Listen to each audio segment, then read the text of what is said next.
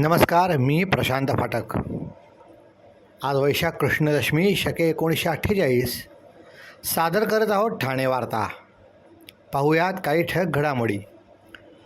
अनधिकृत bike taxi ॲप्सवर कारवाईचे आदेश. कंपनी मालकांवर FIR दाखल करण्याची मागणी. परिवहन मंत्री प्रताप सरनाईक यांचे सायबर क्राईम विभागाला पत्र. शहीद तुकाराम ओंबळे बॅडमिंटन हॉल येथे नूतनीकरण केलेल्या लॉन टेनिस कोर्टचे महापौर शर्मिला पिंपळकर यांच्या हस्ते उद्घाटन. भगवती विद्यालयात शनिवारी 16 मे रोजी शून्य सावली प्रात्यक्षिक. खगोल अभ्यासक डॉ. सोमन. आणि आसाममध्ये भाजपची हिस्टॉरिक व्हिक्टरी. हेमंत विश्व शर्मा यांच्या नेतृत्वाचे उपमुख्यमंत्री एकनाथ शिंदेंकडनं कौतुक. आम्हाला फेसबुक आणि यूट्यूबवर फॉलो करायला विसरू नका. तर पाहूया काही ठळक घडामोडी विस्तृतपणे, पण काही क्षणातच. रोज रोज तेच राजकीय कार्यक्रम बघून कंटाळलात ना? अहो, मग ठाणे वार्ता श्रीस्थानक आता तुम्हाला नवनवीन कार्यक्रमांचा आनंद लुटण्याची संधी देते. आपल्या घरातील लग्न, मुंज, कोणतंही शुभकार्य अशा विविध घटनांचा आनंद आपण ठाणे वार्ता श्रीस्थानक वाहिनीवर लुटू शकता आणि सगळ्यांपर्यंत पोहोचवू शकता. यासाठी फक्त एवढंच करायचं, या दूरध्वनी क्रमांकावर संपर्क साधायचा. आपले कार्यक्रम आमच्यापर्यंत सगळ्यांपर्यंत पोहोचवायचे. आपण पाहत आहात श्रीस्थानक वाहिनी, ठाणे जिल्ह्याचं मुख्य व्यासपीठ. ठाणे वार्ता पहा श्रीस्थानक वाहिनीवर. आता सकाळी 9:15 पासून रात्री 9:15 पर्यंत ठाणे वार्ता, ठाण्यातील पहिलं दृकश्राव्य माध्यम. ठाणे वार्ता आणि श्रीस्थानक वाहिनीचं लाईव्ह स्ट्रीमिंग. ठाणेवार्ता.com वरील लाईव्ह स्ट्रीमवर क्लिक करा आणि अगदी मोबाईलवरही ठाणे वार्ता श्रीस्थानक वाहिनीचा आनंद लुटा. यासाठी आमचं ॲप डाउनलोड करा. ठाणे वार्ता पहा श्रीस्थानक वाहिनीवर. आता सकाळी 9:15 पासून रात्री 9:15 पर्यंत ठाणे वार्ता, ठाण्यातील पहिलं दृकश्राव्य माध्यम. आपण पाहत आहात श्रीस्थानक वाहिनी, ठाणे जिल्ह्याचं मुख्य व्यासपीठ. ठाणे महानगरपालिकेच्या वतीने शहीद तुकाराम ओंबळे बॅडमिंटन हॉल येथे नूतनीकरण करण्यात आलेल्या लॉन टेनिस कोर्टाचे उद्घाटन आज महापौर शर्मिला पिंपळकर यांच्या हस्ते करण्यात आले. या ठिकाणी अनेक अधिकारी, लोकप्रतिनिधी हे टेनिस खेळण्याकरता येत असतात. त्यांच्या मागणीनुसार उपमुख्यमंत्री एकनाथ शिंदे यांनी दिलेल्या निधीतनं या लॉनचे नूतनीकरण करण्यात आले असून याचा लाभ जास्तीत जास्त अधिकारी, लोकप्रतिनिधी यांनी घ्यावा असे आवाहन महापौर शर्मिला पिंपळकर यांनी यावेळी केले. विविध आस्थापनांमध्ये काम करणाऱ्या अधिकाऱ्यांना विरंगुळा मिळावा यासाठी महापालिकेने हे लॉन टेनिस कोर्ट तयार केले होते. या ठिकाणी अनेक अधिकारी, माजी अधिकारी तसेच लोकप्रतिनिधी यांनी सदस्यत्व घेतले असून ते नियमित खेळाकरता येत असतात. हा लॉन टेनिस कोर्ट अद्ययावत करण्याची मागणी येथे येणाऱ्या अधिकाऱ्यांनी केली होती. त्यानुसार अद्ययावत पद्धतीने हा टेनिस कोर्ट तयार करण्यात आला असून त्याचे उद्घाटन आज झाले असल्याचे महापौरांनी जाहीर केले. शहीद तुकाराम ओंबळे बॅडमिंटन कोर्ट येथे नियमितपणे विविध वयोगटांसाठी प्रशिक्षण बॅचेस चालवण्यात येणार आहेत. क्रीडा संस्कृतीला चालना देण्याकरता ते सदस्यत्व घेतलेल्या खेळाडूंना दर्जेदार क्रीडा सुविधा उपलब्ध करून देण्याच्या दृष्टीने या लॉन टेनिसचे नूतनीकरण करण्यात आले आहे. ठाणे शहरात लॉन टेनिसची सुविधा उपलब्ध करून दिल्याबद्दल उपमहापौर कृष्णा पाटील यांनी महापालिकेला धन्यवाद दिले. ठाणे शहराचा विकास वेगाने होत असून त्या दृष्टीने शहरातल्या क्रीडा सुविधांमध्ये वाढ झाली पाहिजे. उपमुख्यमंत्री एकनाथ शिंदे यांनी दिलेल्या निधीतनं अद्ययावत असा टेनिस कोर्ट तयार झाला असून याचा निश्चितच फायदा शहरातल्या तरुणांना होणार असल्याचे सभागृह नेते हनुमंत जगदाळे यांनी नमूद केले. राज्यात बेकायदेशीरपणे सुरू असलेल्या अनधिकृत बाईक टॅक्सी सेवांच्या विरोधात परिवहन विभागाने कठोर भूमिका घेतली असून ओला, उबेर आणि रॅपिडोसारख्या अनधिकृत बाईक टॅक्सी ॲप सेवा तत्काळ बंद करून संबंधित कंपनी मालकांवर FIR दाखल करण्याची मागणी परिवहन मंत्री प्रताप सरनाईक यांनी केली आहे. या संदर्भात त्यांनी महाराष्ट्र सायबर विभागाच्या अतिरिक्त पोलीस महासंचालकांना अधिकृत पत्र पाठविले आहे.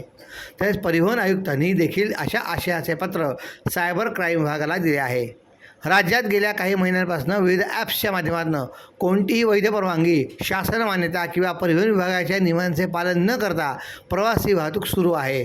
विशेषतः रॅपिडोसारख्या संस्थांच्या अनधिकृत बाईक टॅक्सींचे प्रमाण वाढत असून ही बाब सार्वजनिक सुरक्षेच्या दृष्टीने अत्यंत गंभीर असल्याचे मंत्री सरनाईक यांनी या पत्रात नमूद केले आहे.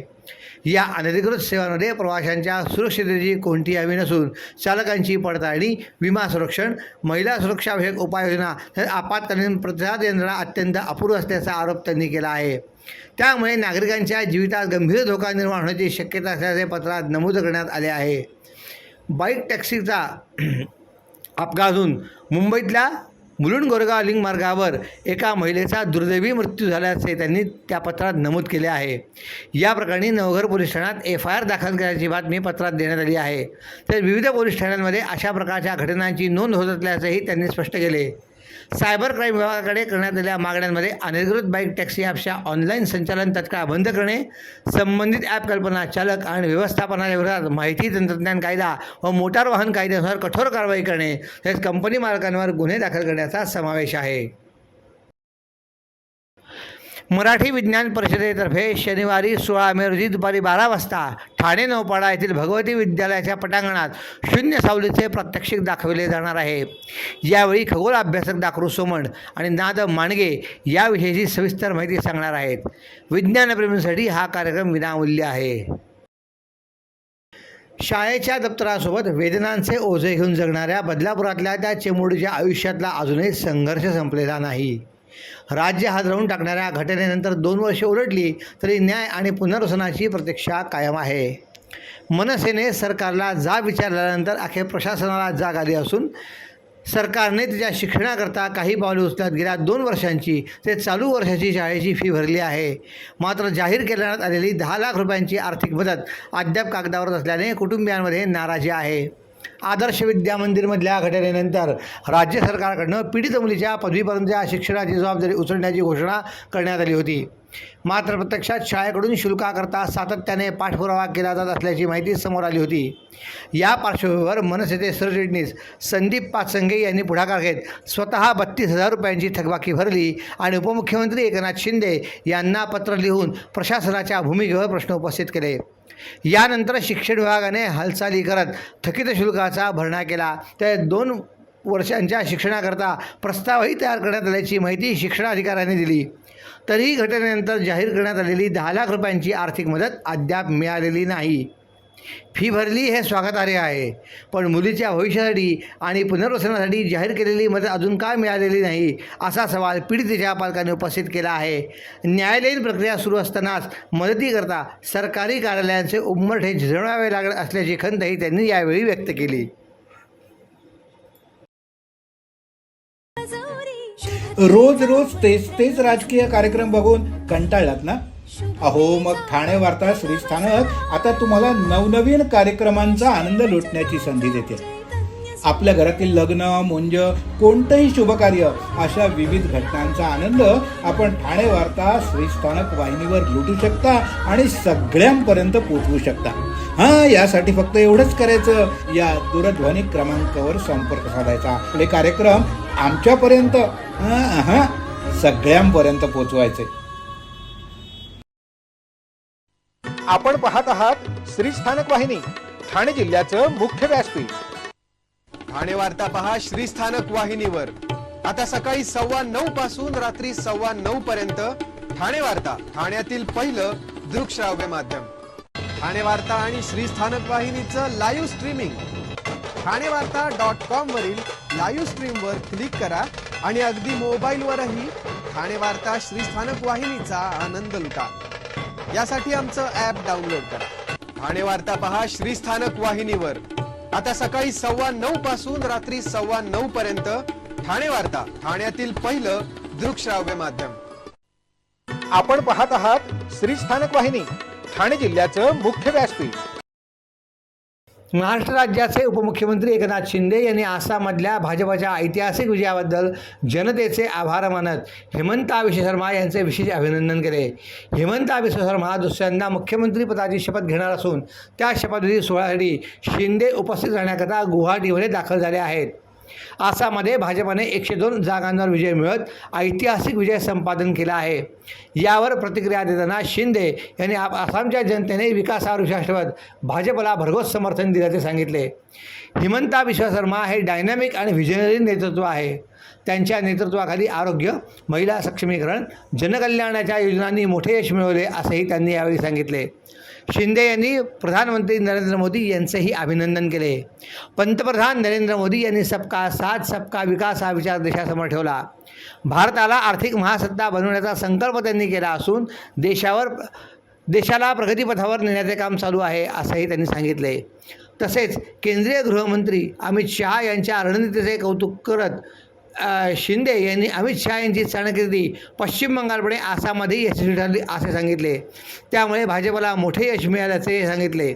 भाजपा कार्यकर्त्यांचे अभिनंदन करताना शिंदे म्हणाले की कार्यकर्त्यांनी तळागाळात जाऊन मेहनत घेतली, विकासाचा संदेश जनतेपर्यंत पोहोचवला. हा विजय त्यांच्या परिश्रमाचे फळ आहे. महाराष्ट्र आणि आसाममधल्या संबंधांचा उल्लेख करत त्यांनी जुनी आठवणी सांगितली.